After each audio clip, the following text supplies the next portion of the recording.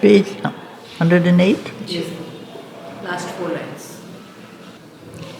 We'll go a little beyond that. To seize, that is the line. This, all the rest follows from there. To seize the absolute in shapes that pass. To fix the eternal, touch in time-made things. This is the law of all perfection here. That is the whole play of manifestation. Even for a little second, you're talking about a performance yesterday. If just for a little moment, the flow of that inspiration passes through the one who is playing the role, it does it without his knowledge, but it becomes an expression of perfection. That is what all expression is supposed to be. An expression is a manifestation of perfection, even in a fragment of time. Art is that, music is that, dance is that, whatever you do, to be able to manifest the perfect in the world of form, in the world of expression. A fragment here is caught of heaven's design. It's as if there is another world. That is the world of the plan of the divine perfection. Heaven is that world where there is no density, where there is no resistance. It's the world of a perfect ideation. And there all things are perfect. The moment we try to manifest that world in our physical, material existence, we meet with resistances, we meet opposition. In my nature, there is something that is incapable of transmitting that perfection.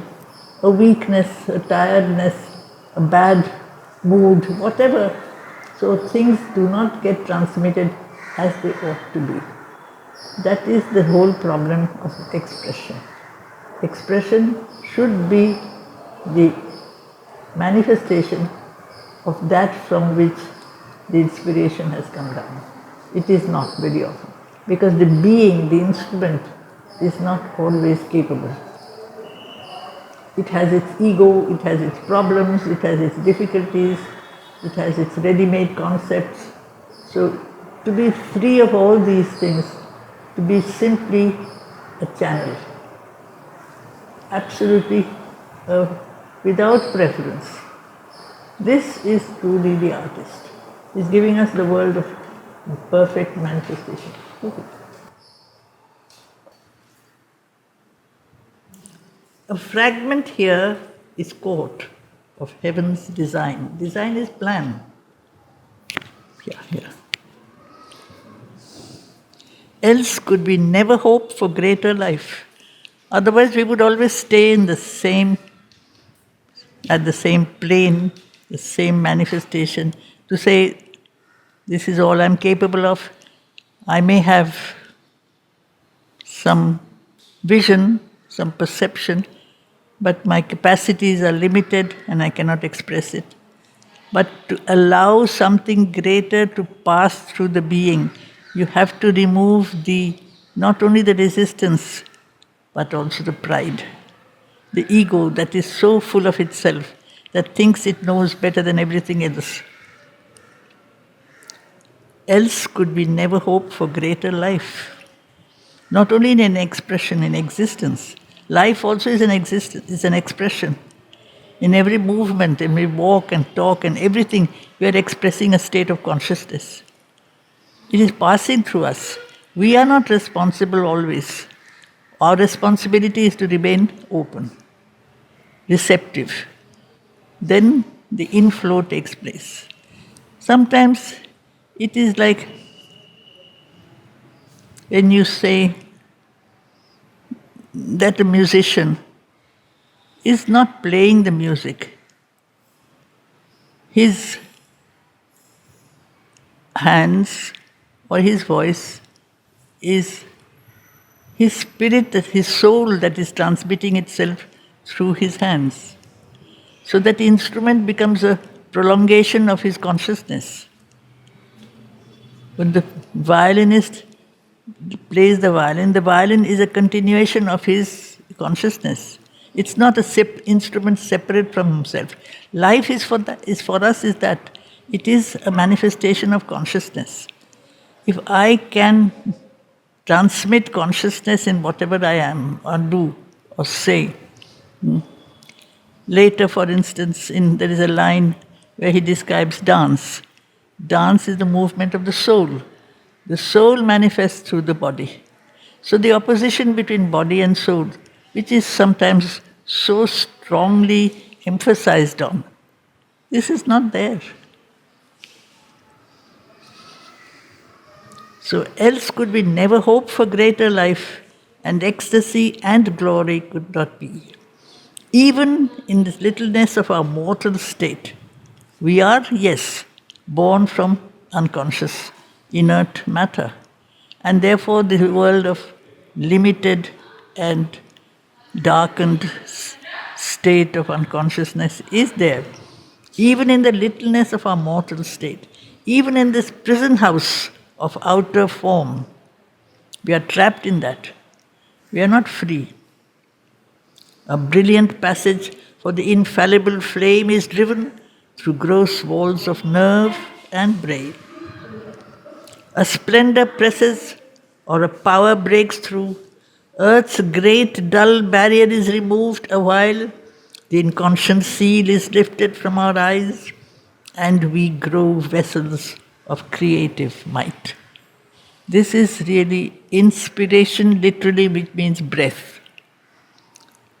A breath, a conscious force, passes through us, and we manifest that breath, that origin from which it has descended. It can be an inspiration coming even from the vital plane. It can come from the mental plane. All artists don't always manifest the supreme highest consciousness. It's very, very rare. But whatever plane it comes from, the being, the outer being, is simply a channel. It is then perfect. Like Sri Aurobindo speaks of, say, Shakespeare. He calls him the greatest poet. Not because he speaks of the higher worlds, he doesn't. He speaks of the world of life. But he says he doesn't write about life. Life writes itself out through his hand. It's as if life picked up his pen and wrote itself out through him. He did not choose, he was chosen. That is what happens to a great creator. He is chosen, selected by something higher. Some universal plan has put everyone at the service of a greater expression. We all are part of that plan. We have to know where we belong to start with. We have to understand what we are meant to manifest, not to have a specially superior notion of ourselves. The enthusiasm of a divine surprise pervades our life. A mystic stir is felt. A joyful anguish trembles in our limbs. A dream of beauty dances through the heart. A thought from the eternal mind draws near. Intimations cast from the invisible, awaking from infinity's sleep, come down. Symbols of that which never yet was made. So this is the whole thing, that the enthusiasm, this is one of the most important elements for becoming a channel. You read in the synthesis the 4 aids, and he speaks of this ability to be filled with a flame, which is utsaha in Sanskrit, or enthusiasmos, as the ancients spoke of, a kind of a creative ananda, creative joy, something which cannot be explained by rational arguments, something that pervades us from beyond. Man is a kind of an intermediary between the world beyond us and the world around us.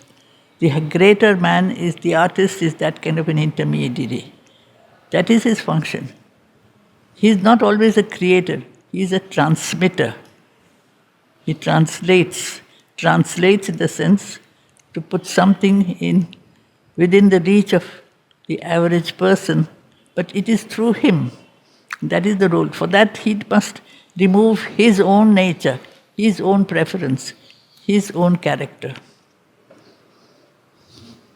A joyful anguish trembles in our limbs, so we have to stop being ourselves. We have to become an empty channel. That sense of just being no longer ourselves, our little everyday selves. We become expressions of a power greater than ourselves. For a while, it's very difficult to sustain this unless one has really done a sustained training. Yoga is that kind of training that you take to perfect your being. A dream of beauty, because it has to exist in some other world. That world of perfection pre-exists us. It is always there. And we just come in touch with that world and express it. Not we, that person who is receptive, who is sensitive. That is why you have to be that is the subtle nature. It's not somebody who is gross, who is heavy, who is dull, but the fibers of his being thrill at the contact of something other than himself. This is the great artist, the creator. It is not that he is a different being, he is a human being. But in him there is the ability to resonate, to thrill, to connect with something higher than his everyday existence. A thought from the eternal mind draws near. Because in this world of manifestation, as he speaks of plane after plane of the plane, the universe is so varied, so complex. Each world is complete in itself, and yet each plane is a preparation for the next. It's like a staircase. When you're on one stage, it is finished, it is complete, but it prepares you for the next stage. And there is no end. In our journey towards eternity, there is no end. It's like an ascent, step by step by step. And each world is complete in itself and yet is incomplete because it shows us the way to something at the next stage. So here, the world of matter, the world of form, the world of the outermost expression is an expression of consciousness. Consciousness is everywhere.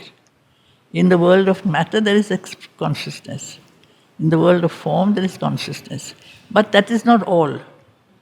From the world of form, we have to go to the world of something that is energy, life force.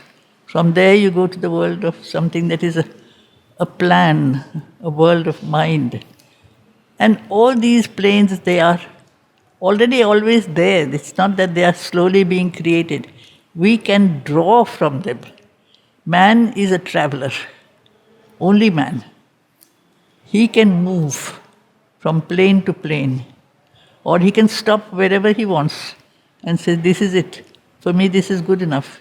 It's like a person who is going on a journey. He can stop midway, or he may continue the journey. It's like Mother's story of the ascent to the truth. You can stop wherever you want. And you say, this is all for me, this is everything, I don't want more than this. The mental man stops wherever he thinks he has satisfied with his ideas. And if you are not satisfied with the way things are, that's a wonderful sign. It's a divine discontent. You are not contented with the way things are. You are trying to bring out something else.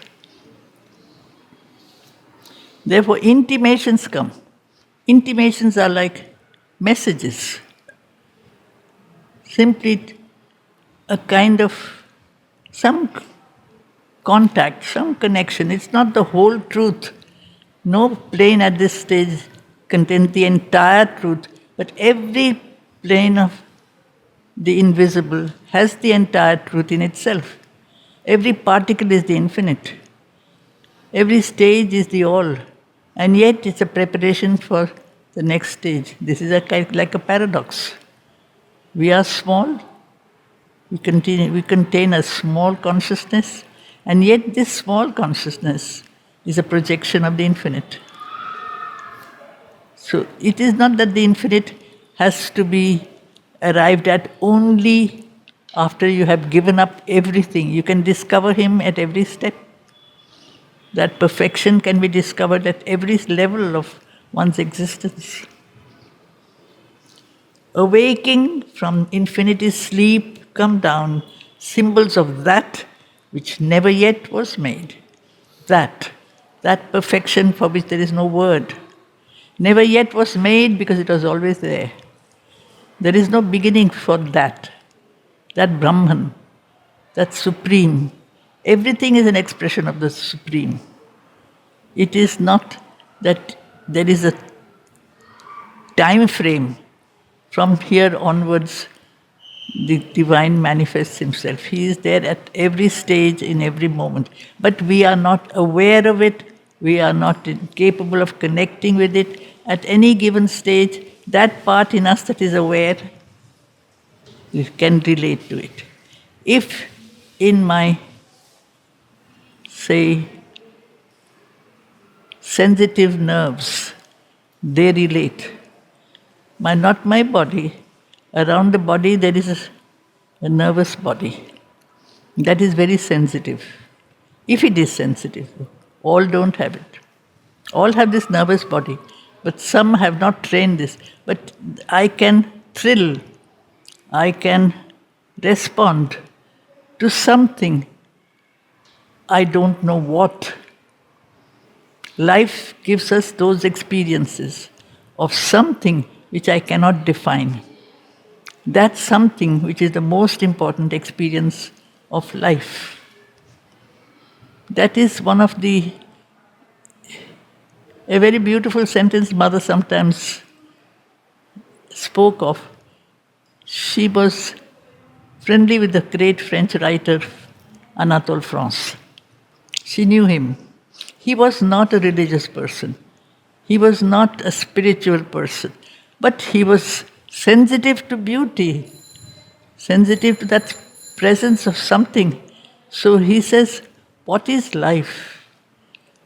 What is best in life is that something, what he calls ce je ne sais quoi, which is more than life. Ce que la vie a de meilleur, c'est ce je ne sais quoi. I don't know how to call it. He says, I don't know how to describe it, because he won't use the word God or the divine, but something which is more than life. In the world of matter, there is that something which is more than matter. In the world of man, there's something which is more than man. That something is that. We are always more than what we think we are. We can relate, we can open to that. But usually the lower nature, with its dullness, its heaviness, its inertia, takes over. We can't hold on to it. But soon the inert flesh responds no more. We come down with a thud on the lower level. Then sinks the sacred orgy of delight. That joy, that creative thrill goes away. The blaze of passion and the tide of power are taken from us. And though a glowing form abides, astonishing earth, imagine supreme, too little of what was meant has left a trace. Even though the artist may have created something very beautiful, it's not as beautiful as it could have been, as it should have been, because the instrument, after a while, does not transmit anymore. The other part of our nature, with its inertia, with its dullness, with its heaviness, pulls us down. Something in us opens, something in us refuses.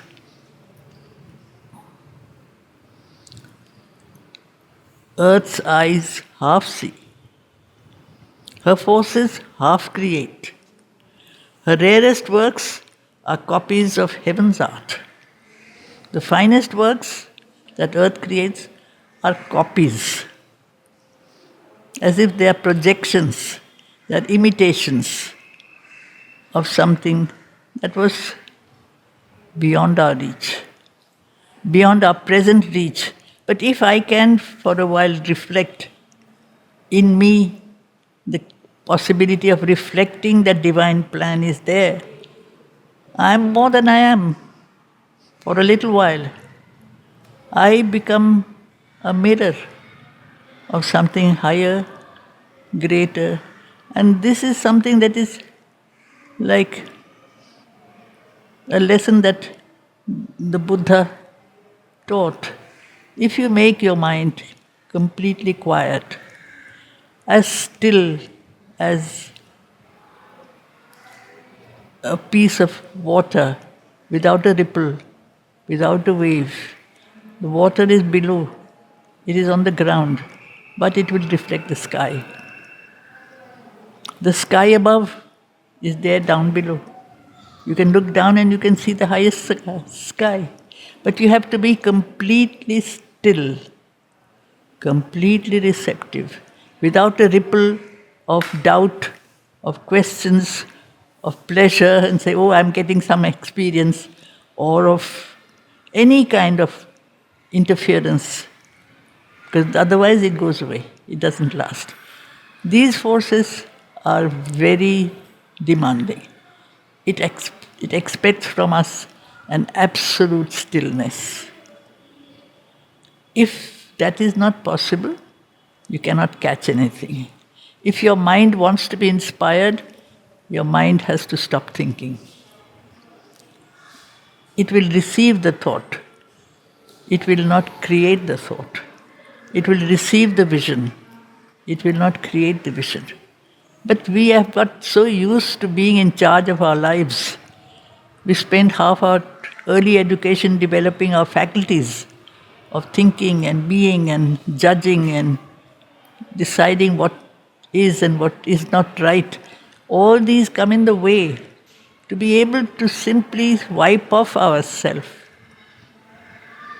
It requires an enormous stage of, you might say, preparation, a yogic preparation, where you have to stop being yourself.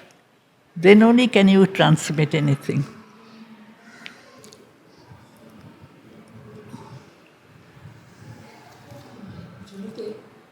Though a glowing form abides astonishing earth. That form, you might have a picture, you might have a sculpture. Sri Aurobindo often refers to sculpture. In the world of form, which is matter, there can be a glow. The light, the presence, the consciousness of something more than matter. Always this state. Matter can transmit more than matter. We are made of matter, but we can reflect, we can express something more than human.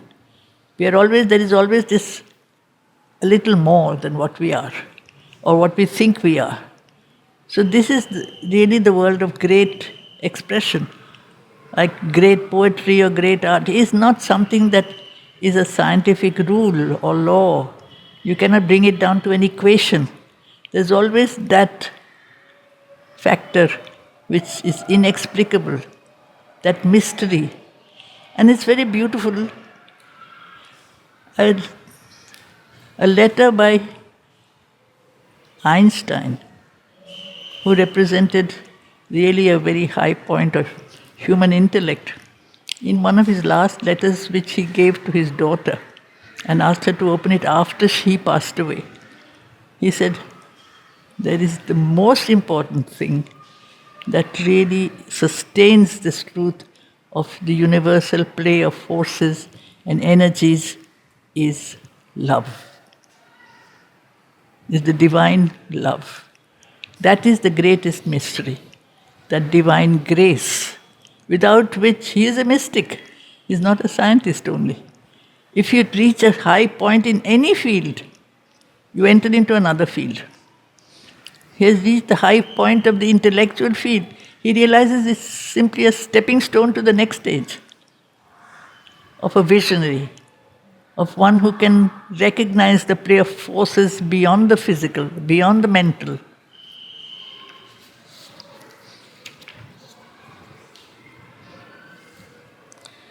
Otherwise, he calls it the sacred orgy of delight. Because orgy is something which the thinking, ordered intellect doesn't approve of. It's disordered. But it's sacred. The play of the divine forces do not follow the laws of the mental rules and regulations. You see a picture and you say, what does it mean? I don't understand what it means. But who says I should understand? I may not understand, but can I respond to it? Can I feel something that is not within the reach of my logical grasp? It's not a copy. This world is not a copy of our physical world, or our physical world is not a copy of that world either. We try to do that. You make a painting of nature, and you just transmit the play of the forms of nature. It's just a copy. But if that painting tells you not just an imitation of nature, but that something which nature hides, that joy, that delight, that marvel, that magic that is beyond the world of form. Sometimes in some paintings, that delight of existence is transmitted through the form. Sometimes in our daily, everyday existence, you don't have to be an artist. You have to just be a human being. You can transmit something of that delight of existence, which is a projection on this level of the world of matter, of the original force of Ananda. All is a projection of that divine Ananda. Sat-Chit Ananda. Ananda has come down into this world of manifestation. So when something is perfect, you say there is something which is beyond the reach of the average human expression. Otherwise, it's an expression which is correct. If I make a copy of a picture and I put things in there as they normally are, there's a story my painting teacher had once told us. He was in Shantiniketan and he was a student of Nandalal Bose, who was also a very great artist. So he used to do this. He used to send the students in the morning with charcoal and paper. So you go out into nature and you do whatever you like, you sketch whatever you can, and then in the evening you come and show me. So there was this very hard-working, sincere student who would go out and look at the landscape and very meticulously put everything that he saw.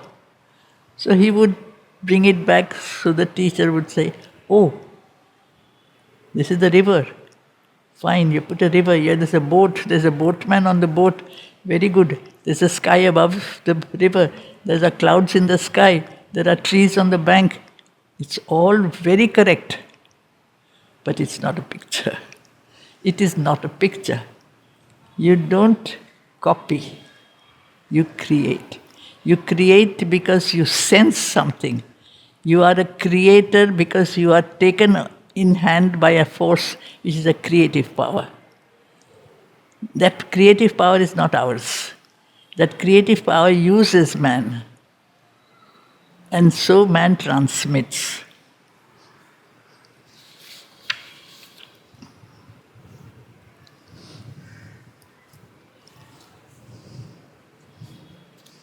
So Earth's eyes half see. Her forces half create. Her rarest works are copies of heaven's art. A radiance of a golden artifice. Of course, that has to be a form. You create, there has to be a form. So there has to be a sense of that which is a shape, a form. The artifice is there. The mechanism of expression has to be there. But he adds the word golden. Gold, which is an expression of the supreme highest consciousness. A radiance of a golden artifice. A masterpiece of inspired device and rule. There is device and rule. There is, on this level of play of the world of matter, there has to be an interplay of atoms and molecules and shapes and forms which are perfectly organized by nature. Her forms hide what they house. That is the thing. The form is not the truth. Within the form, in all our forms, we all have bodies. We are not this body only. We are the body, and yet inside the body there is something. That something is invisible. That invisible something is the touch of that higher plane. Her forms hide what they house, and only mime the unceased miracle of self-born shapes. Self-born, they are not created, they exist. Projections of the Supreme exist from all eternity. Sometimes we can catch a little bit of that. So that is the whole thing. We create only if we can come in touch with that which has already been there, which is always there, which will always be there. That is great creation.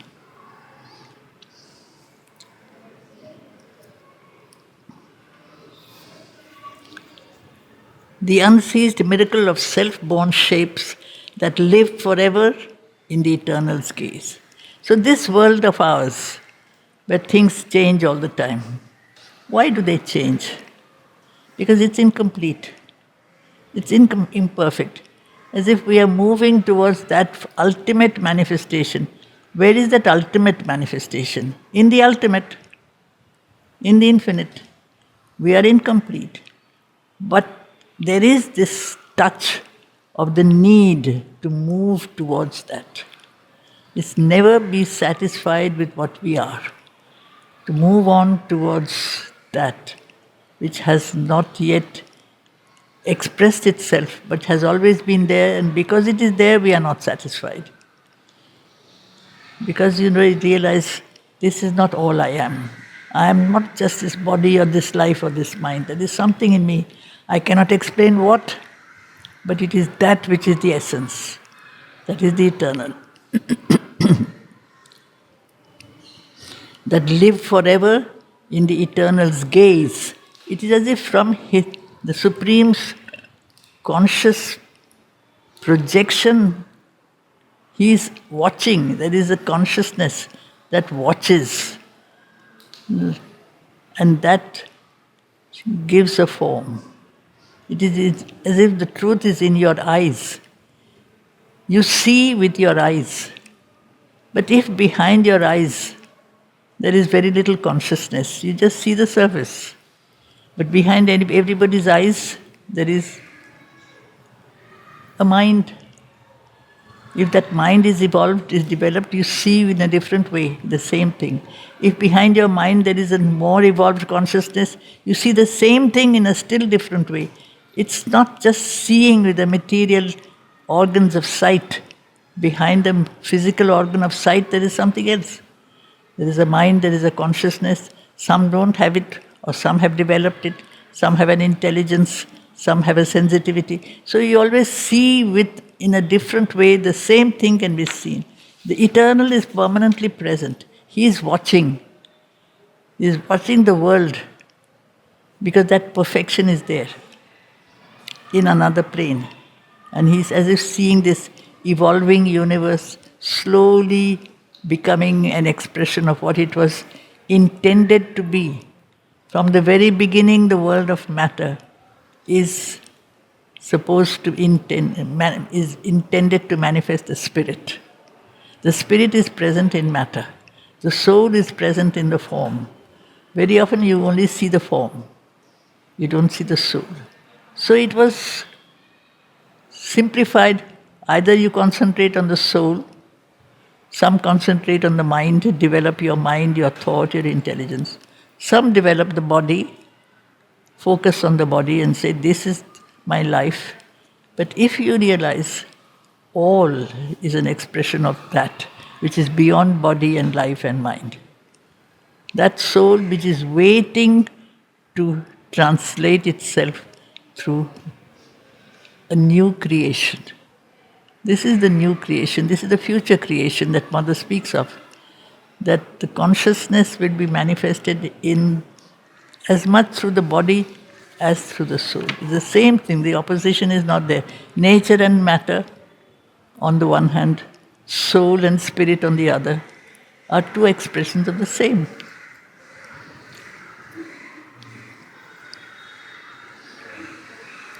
Here, in a difficult, half-finished world, that is, this work is not done,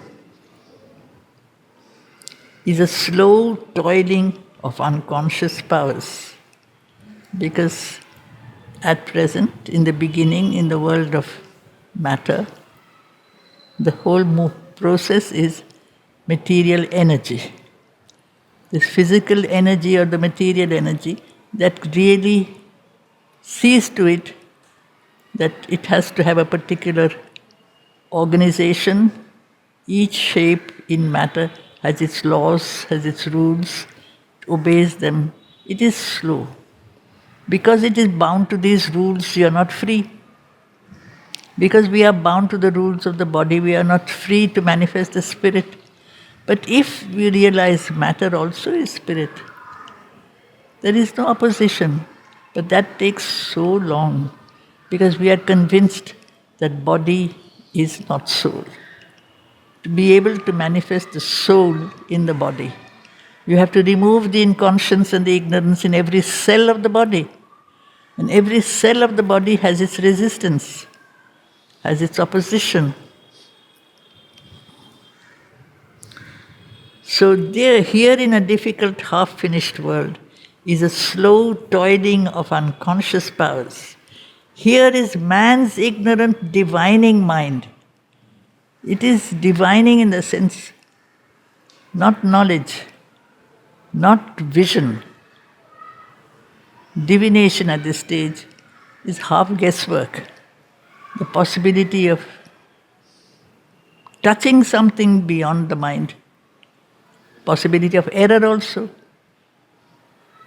So somewhere we touch something of a nature of the spirit, but we don't express the consciousness because it's half finished. Evolution is not complete. Is genius born from an inconscient soil? Because we are born. Genius is spirit. Literal meaning of genius is spirit. That spirit that flames up as more strongly in some and not so much in others, that person is a genius. But all are geniuses actually. In all the spirit is there. So that spirit, that genius comes from an inconscient soil. The origin is unconsciousness, the origin is matter. To be able to break that resistance of matter, to manifest the spirit, is given more to some, less to others.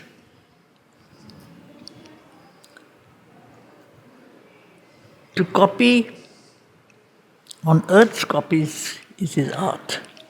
This is what we do.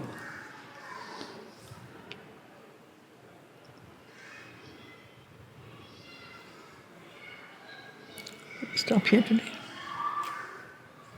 Last sentence, to copy on Earth's copies. Exactly. twice removed from reality. That is why if you read, Sri Aurobindo has spoken a lot about Plato. In his notion of, he had conceived of a society, in his book called The Republic. In the Republic, he said, from this Republic I would not permit artists and poets to live here, only musicians. Why? Because the world of form is a copy of another world. And now the artist makes something that is twice removed from reality. The original reality, and then you copy that. Earth anyway copies it's a projection of that world, and the artist makes a second copy of that. So why have that at all? To copy from Earth's copy. This is a phrase from Plato's Republic. Musicians, they are more abstract. They don't rely on the external world of material form so much. So they are permitted in his Republic. He has this discussion. It's a world of discussion. He is an intellectual, the high point of the intellect, the sensitive, illumined intellect is what Plato says. So he's given Plato a very high position, Plato and Shankara, and he says all that the West has taught or learnt is nothing but a footnote to Plato. It's just that the concept is there. Rosen said that, no? Huh? I think that Rosen said that, not another thinkers or our philosophy. Yes. That was footnotes. Footnote to Plato.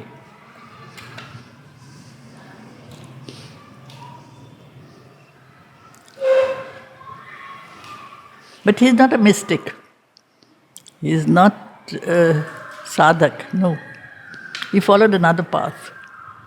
Through this path, could he have reached the final end? We don't know.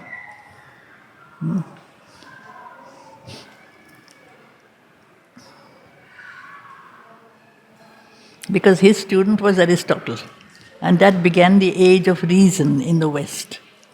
The domination of reasoning took over. Not vision, reasoning.